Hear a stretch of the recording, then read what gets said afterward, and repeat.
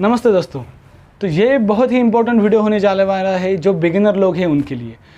Mostly होता क्या है, बिगिनर लेवल में कौन से सॉन्ग बजाना चाहिए, कौन से आसान सॉन्ग है, कौन से आप बजा पाओगे, ये समझना बहुत कंफ्यूजिंग होता है। सब गाने आप ट्राई नहीं कर सकते, सबके नोटेशन आपको नहीं मिलते। तो इसके लिए कौन कौन से गाने हैं जो मैं आपको बता रहा हूँ, वो गाने आप डेफिनेटली ट्राई कर सकते हो फ्लूट के साथ। तो मेरा वीडियो पूरे देखो, उसमें सब मैं जानकारी दूंगा कौन से लेवल में कौन सा गाना बजाना चाहिए, कौन सा ट्राई करना चाहिए। तो पहली बात दोस्तों ये होती है, गाना बजाना चाहिए या नहीं। पहले तो इम्पोर्टेंट बात ये है कि अगर आपको क्लासिकल सीखना है या क्लासिकल भी सीख रहे हो तो उसके साथ गाना बजाना चाहिए या नहीं चाहिए। अगर आपको क्लासिकल नहीं भी सीखना है तो सिर्फ आप लाइट सॉन्ग्स सीखना है, फिर भी आपको क्लासिकल तो बजाना ही पड़ता है। तो क्लासिकल अगर बजाना पड़ता है तो फिर गाना उस टाइम पे बजाना चाहिए या नहीं चाहिए। ये बहुत ही जेन्युइन और बहुत ही इंपॉर्टेंट सवाल है जो आपको आया होगा। अगर नहीं भी आया होगा तो अभी वीडियो लगाया तो आप वो देख लो, ये बहुत ही इंपॉर्टेंट होने वाला है आपके लिए। तो मोस्टली दोस्तों क्या होता है, बिगिनर लेवल में हम कोई भी गाना ट्राई करने की कोशिश करते हैं।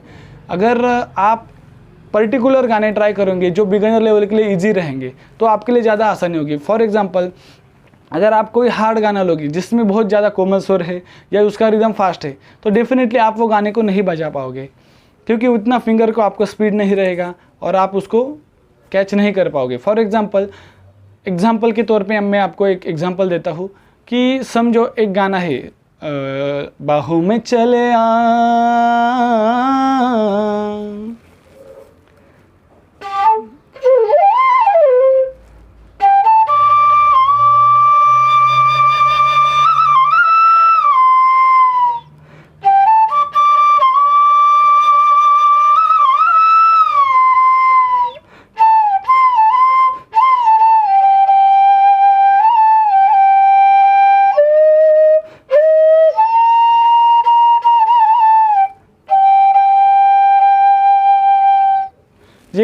ये गाना है। तो ये गाने में क्या है, बाहों में चले आ।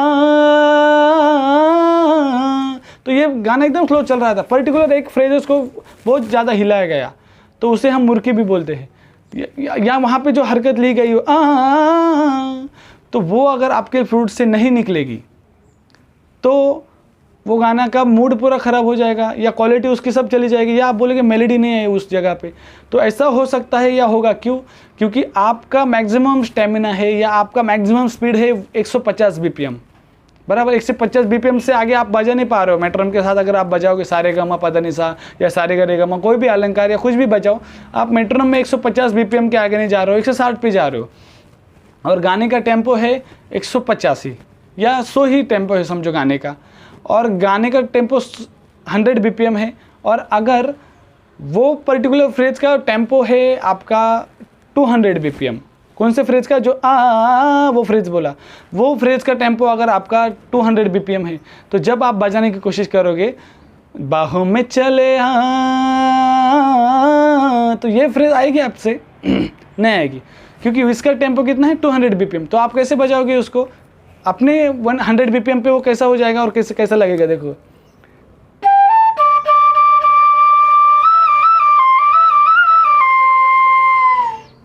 तो वो गाने का मूड ही चेंज हो गया। तो आपने अपने हिसाब से बजाया और आप बोल रहे कि मेलोडी नहीं आ रही, तो ऐसे मेलोडी नहीं आएगी।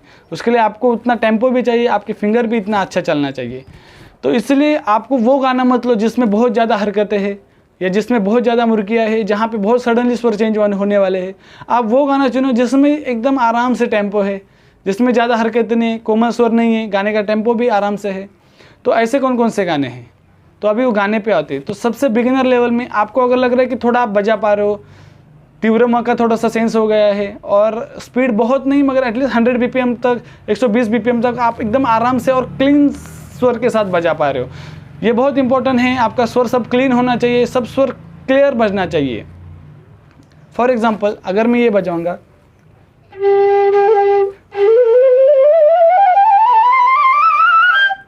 हाँ, पदनी धनी सा निसारे सारे का रेगा मा, ये प से मैं ऊपर के पद तक गया। अगर मैं ये बजाऊंगा, अगर मैं ये जब बजाऊंगा तब मेरा अगर टोन या मेरे स्वर एक दूसरे के अंदर स्लिप हो रहे होंगे या एक दूसरे के अंदर मिक्स हो रहे होंगे, ज़्यादा समझ में नहीं आ रहा है, स्पीड तो बहुत बढ़िया है मगर स्वर नहीं समझ में आ रहे, वो कैसा हो सकता है? मैंने सेम बजाया, नोटेशन ऑलमोस्ट सेम था, मगर मेरे कुछ कुछ स्वर बहुत एक दूसरे में घुस गए और उसमें क्लैरिटी नहीं आई, जो वर्डिंग जो था वो स्पष्ट नहीं था। फॉर एग्जांपल अगर मैं बोल रहा हूँ आप जल्दी जल्दी देख लो और मेरा वीडियो देख के समझ जाओ, नहीं तो आपको कभी समझ में नहीं आएगा। ये मैंने स्पीडली बोला और वही टेम्पो में बोल रहा हूँ, तो मेरी वर्डिंग अगर मिसमैच होगी तो कैसे होगा? मैं आपको समझ रहा हूँ, आप मेरी वीडियो देख लो, नहीं तो आपको मिसमैच हो जा सकता है। तो अभी इसमें क्या हुआ, मैं बोला वही वर्डिंग था मगर समझ में नहीं आया। मैं पहले जो बोला उसमें क्या था, मेरा सारे वर्ड में फास्ट बोला मगर वर्ड आपके समझ में आया मुझे क्या कहना था। तो यही होता है, स्पीड में भी आप अगर करोगे तो वो आपका वर्ड या आपका स्वर वो बहुत ही क्लीन होना चाहिए, तब जाके गाने के बोल भी वैसे क्लियर आएंगे। तो इसके लिए आपका टेम्पो और आपका स्वर एकदम स्पष्ट और एकदम क्लियर होना चाहिए। ये बहुत इंपॉर्टेंट मैटर करता है फ्लूट बजाते समय या कोई गाना बजाते समय भी या राग भी बजाते समय। तो इसलिए आपको अगर लग रहा है आप 120-100 BPM तक एकदम आराम से और एकदम क्लियर बजा पा रहे हो, तब आपको परमिशन है, आप अभी क्या बजाओ, सारेगामापाधानिसा बजाना है। अब अगर गाना बजाना तो पहला गाना कौन सा बजा सकते हो आप, नेशनल एंथम बजा सकते हो, जिसमें सिर्फ तीव्र म लगेगा 2 बार। अगर उसका ट्यूटोरियल चाहिए तो उसका ट्यूटोरियल मैंने डिस्क्रिप्शन में लिखा है, या आप यूट्यूब पे अगर डालोगे national anthem flute tutorial notation by Praveen Gudwe, मेरा नाम प्रवीण गुड़वे है, तो आप वहाँ पे डालोगे तो आपको भी वीडियो ट्यूटोरियल मिल जाएगा।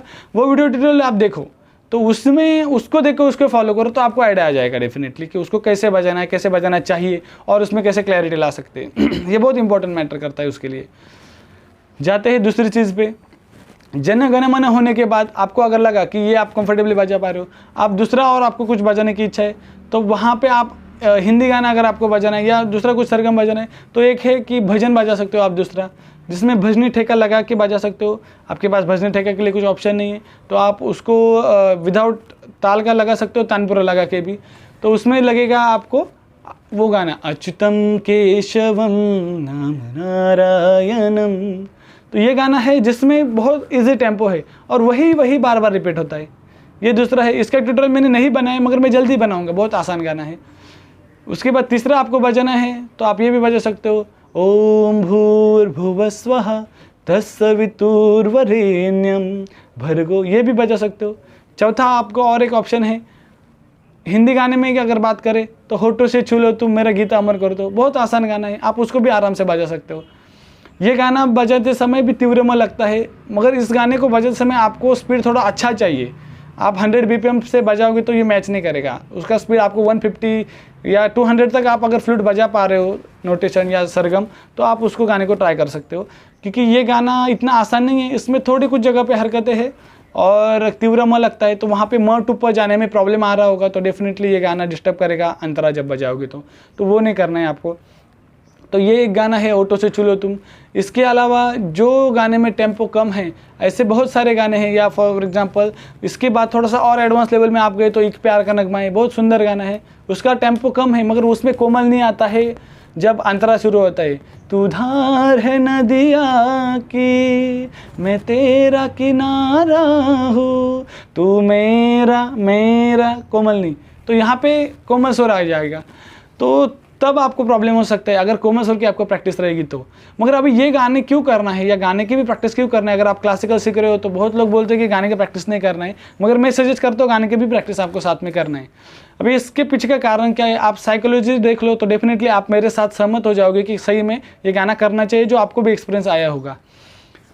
क्या होता है जब आपको, अगर मैं आपको बोलूँगा चलो हम बजाते हैं राग जागो मोहन प्यारे भैरव राग बजाते हैं, और मैंने बोला जागो मोहन प्यारे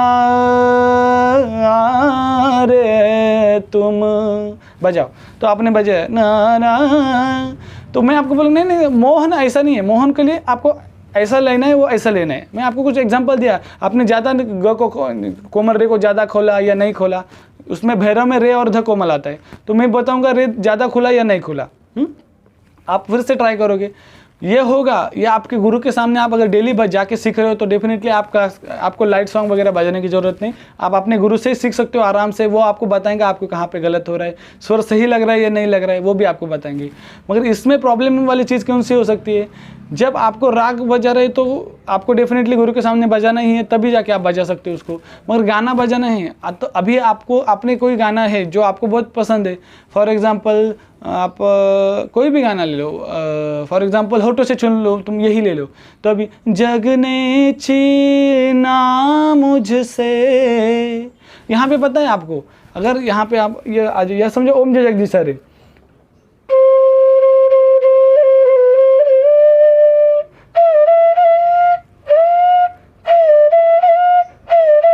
रे ग म, अभी रे ग म, स्वामी जय, आपको इसका फील पता है, स्वामी जय जग। अगर ये मैं ज़्यादा खोल दूंगा तो आपको खटक भी आएगा कि कानों को गलत लगेगा, कुछ तो ज़्यादा खोल दिया, कैसे नहीं, तो आपको पता चलेगा कि शुद्ध म कितना खोलना है वो गाने के लिए, तो आपको आइडिया आ जाएगा कि शुद्ध म को कैसा बजाना है।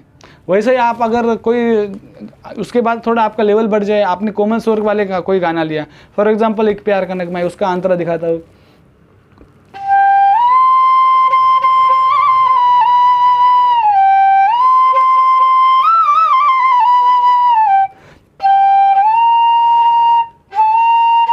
तो तू मेरा, ये कोमल नहीं है। वही अगर मैं नहीं हो रहा है ना मैच, अगर मैं ज़्यादा खोल दूंगा फिर भी नहीं हो रहा है, और क्लियर चाहिए तो आपको समझेगा कि नी को और कम खोलना है, तो आपको नी का पोजीशन समझ में आएगा। तो ऐसे हर एक आप गाना बजाओगे जिसमें एक एक स्वर कोमल रहेगा, तो आपको वो स्वर का पोजीशन क्या है, कहाँ पे उसको रखना है, तो आपको वो धीरे धीरे उसका सेंस होता जाएगा। ये ऐसी चीज़ नहीं है आपने आज बजा लिया और कल आ गया, इसके लिए बहुत सारी मेहनत चाहिए, बहुत सारा रियाज चाहिए, बहुत सारा आपने कानों से सुनना चाहिए। जब बहुत ज़्यादा सुनोगे तो ही आप उसको अच्छी तरह से समझ पाओगे और उसको बजा पाओगे। तो ये बहुत इंपॉर्टेंट मायने करता है कि आप कौन से गाने बजा रहे हो, किस तरह से बजा रहे हो, वो गाने का टेम्पो क्या है, आपका लेवल क्या है, उस हिसाब से आप गाने बजाओ, उस हिसाब से आप गानों को सिलेक्ट करो कि आप कितने टेम्पो में बजा पा रहे हो, उसी साइज से आप उसी टेम्पो को आप गाने पकड़ो, तो डेफिनेटली आप बहुत अच्छा और बहुत खूबसूरत बजा लोगे और उसमें आपकी क्वालिटी बढ़ेगी। आप डिसमोटिवेट नहीं होगी। जब आप ज़्यादा हार्ड गाना बजाने की कोशिश करोगे तो आपको लगेगा यार ये तो बहुत हार्ड है, मैं तो कोई गाना नहीं बजा पा रहा हूँ, तो डिसमोटिवेट होने के भी चांसेस है। तो डेफिनेटली आप ट्राई ये करो कि जो भी गाना लोगे तो आप ट्राई करो कि गाना जो आपके हिसाब से लो, आपकी जितनी कैपेसिटी है उस हिसाब से लो, तो ही वो गाना भी आप बजा पाओगे, उसमें मेलोडी निकाल पाओगे, आप डिसमोटिवेट भी नहीं होगे। तो दोस्तों इसके अलावा बहुत सारे गाने हैं, मैं डिस्क्रिप्शन में लिंक दे दूंगा जिसमें मैं डाल दूंगा कि कौन कौन से गाने की लिस्ट है जो बिगिनर में आप बजा सकते हो। वेबसाइट का लिंक मैं डिस्क्रिप्शन में दे दूंगा, वहाँ से आप जाके देख सकते हो। आपको चाहिए तो आप ऑनलाइन मेरे पास वीडियो कॉल में भी सीख सकते हो, व्हाट्सअप या स्काइप वीडियो कॉल में मैं सिखाता हूँ, तो उसमें भी आप मेरे पास सीख सकते हो। तो दोस्तों ये सब था बिगिनर लोगों के लिए। मैं ज़्यादा फोकस करता हूँ बिगिनर लोगों के लिए ट्यूटोरियल लाओ, बिगिनर लोगों को समझाने की कोशिश करता हूँ, क्योंकि एडवांस लेवल में जाने के बाद आपको मेरी ज़रूरत नहीं रहेगी। आपको पहला ट्रैक पे आना ही वो ज़्यादा इंपॉर्टेंट है, और अगर ट्रैक पे आने तक आप अगर किसी से सीखोगे तो वो ज़्यादा, एक बार ट्रैक पे आ गए तो आप एक बार पटरी पे आपकी ट्रेन आ गई तो वो तो दौड़ने ही वाली है, मगर पटरी पे लाना वो सबसे इंपॉर्टेंट और मेन रोल होता है। जब बच्चा छोटा होता है, जब वो छोटे स्कूल में जाता है केजी या नर्सरी में, तो उसको वहाँ पे पढ़ाना बहुत मुश्किल चीज़ है। एक बार वो स्कूल में गया, कॉलेज में गया, तो उसको समझ आती है मुझे पढ़ने नहीं तो मेरा फ्यूचर ब्राइट नहीं हो सकता, तो वो तो आसान चीज़ हो सकती है शायद, मगर बेसिक में ज़्यादा प्रॉब्लम होता है, इसलिए मैं ट्राई करता हूँ ज़्यादा बिगिनर लोगों के लिए वीडियो लाऊँ। तो दोस्तों मैंने जो एक्सप्लेन करता हूँ उसमें आपको कुछ इंप्रूवमेंट चाहिए तो डेफिनेटली आप मुझे बताओ। आप डिसलाइक ज़रूर करो वीडियो को, कोई प्रॉब्लम नहीं, इससे मुझे बुरा तो ज़रूर लगता है कि किसी ने वीडियो डिसलाइक किया तो, मगर एटलीस्ट आप मुझे ये बताओ कि मेरी गलती क्या हुई उसमें, या मुझे क्या इंप्रूवमेंट करना चाहिए। डिसलाइक आप करो मगर उसके पीछे आप मुझे कारण भी बताओ कि मुझे क्या इंप्रूवमेंट करना चाहिए और क्या मैंने नहीं किया है, ताकि मैं उसमें इंप्रूवमेंट भी कर पाऊँगा और आपको और अच्छे से एक्सप्लेन कर पाऊँगा। मेरी भी यही इच्छा है हमारी ग्रुप की, हमारे फ्लूट की कम्युनिटी और अच्छी बढ़े, फ्लूट सीखने वाले और बढ़े। जब सीखने वाले बढ़ेंगे तो ही बजाने वालों का वैल्यू बढ़ेगा। तो हम जो थोड़ा कुछ बजाते हैं तो हमारा भी वैल्यू बढ़ेगा और आप भी हमें सुनेंगे। तो वही भी इच्छा है मेरी, और हमारी कम्युनिटी बढ़नी चाहिए। गिटार और ये बाकी म्यूज़िक के कंपैरिजन में हमारा क्लासिकल म्यूज़िक और हमारा फ्लूट, हमारा क्लासिकल म्यूज़िक और ये फ्लूट ऐसा इंस्ट्रूमेंट है जो कहीं से भी कैरी कर सकते हो। भगवान कृष्ण का म्यूज़िक है, इंस्ट्रूमेंट है, तो इसका प्रसार ज़्यादा होना चाहिए एज़ कम्पेयर टू बाकी इंस्ट्रूमेंट। और मैंने पिछले 3-4 साल से देखा है, गिटार का पहले बहुत क्रेज़ था कि गिटार बहुत लोग बजाते थे, गिटार बजाते भी नहीं तो घर में ला के रखते थे। तो अभी ट्रेंड चेंज हो रहा है, अभी लोगों का अट्रैक्शन ज़्यादा फ्लूट की तरफ चल रहा है, और ये इंडियन इंस्ट्रूमेंट है ऐसा देखा जाए तो। भगवान कृष्ण ने सबसे पहले बजाया था, तो इतना पहले तो कोई इंस्ट्रूमेंट वहाँ तब नहीं था। तो मेरे हिसाब से बहुत अच्छा इंस्ट्रूमेंट है, इसको आप ज़रूर ट्राई करना चाहिए, इसको आप होप नहीं छोड़ना चाहिए। आपको अगर टाइम भी नहीं मिल रहा है तो आज नहीं तो कल, आप जो 5 साल में सीखने वाले वो शायद 10 साल लगेंगे, मगर आप सीखोगे। अगर छोड़ दोगे तो कुछ नहीं होने वाला। तो डेफिनेटली आप जटे रहे, वीडियो को देखते रहो, चैनल को सब्सक्राइब करो। जो भी आपको लग रहा है तो आप मुझे सवाल कमेंट बॉक्स में पूछो, मैं ज़रूर उसका आंसर देने की कोशिश करूँगा। तो दोस्तों आज के लिए बस इतना ही, मिलते हैं अगले वीडियो में।